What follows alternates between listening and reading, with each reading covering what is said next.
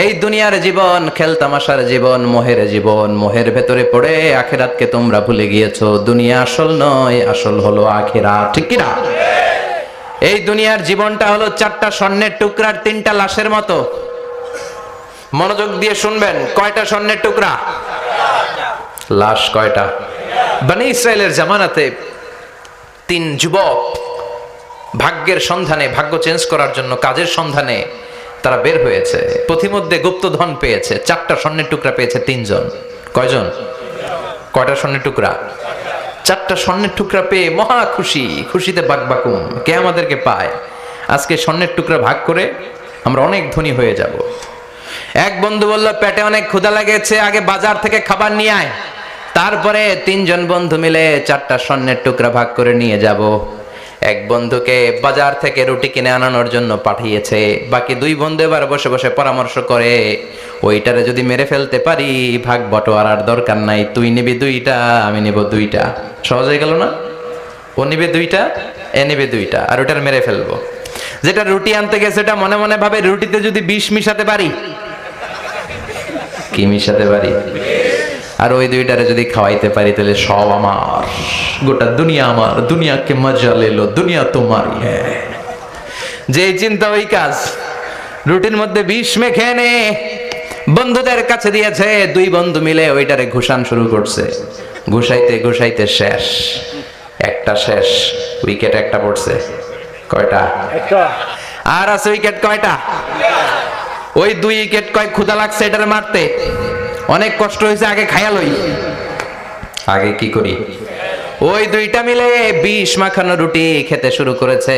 বিষ খাওয়ার পর ওই দুই উইকেটও শেষ, কেউ নাই, তিনটাই লাশ হয়ে পড়ে আছে, চারটা স্বর্ণের টুকরা পাশে পড়ে আছে। এটাই হলো দুনিয়ার জীবন। চিল্লায় বলেন ঠিক কিনা?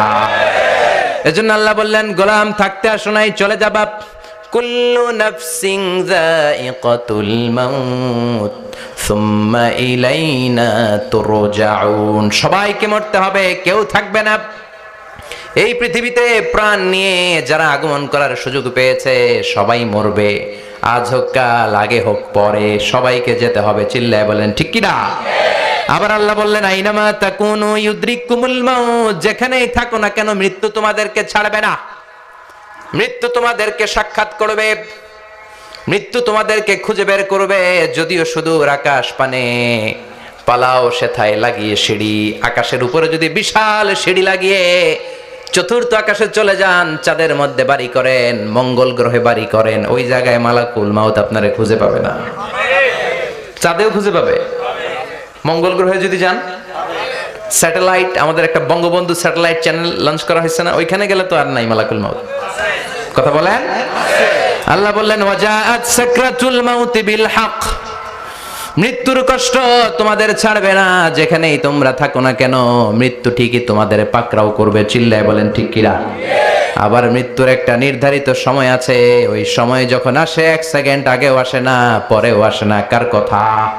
লিকুল্লি উম্মাতিন আজালুন ফাইযা জাআ আজালুহা লা ইস্তাখিরুনা সাআতাও ওয়ালা ইস্তাকদিমুন। মৃত্যুর জন্য একটা নির্ধারিত টাইম আছে, টাইমটারে বেঁধে দিয়েছে কে? ওই টাইমটা যখন চলে আসে 1 সেকেন্ড আগেও আসে না, 1 সেকেন্ড পরেও আসে না, অন টাইম আসে। কিভাবে আসে? On time. কথা বলেন, সবাই বলেন অন টাইম। আরো জোরে বলেন।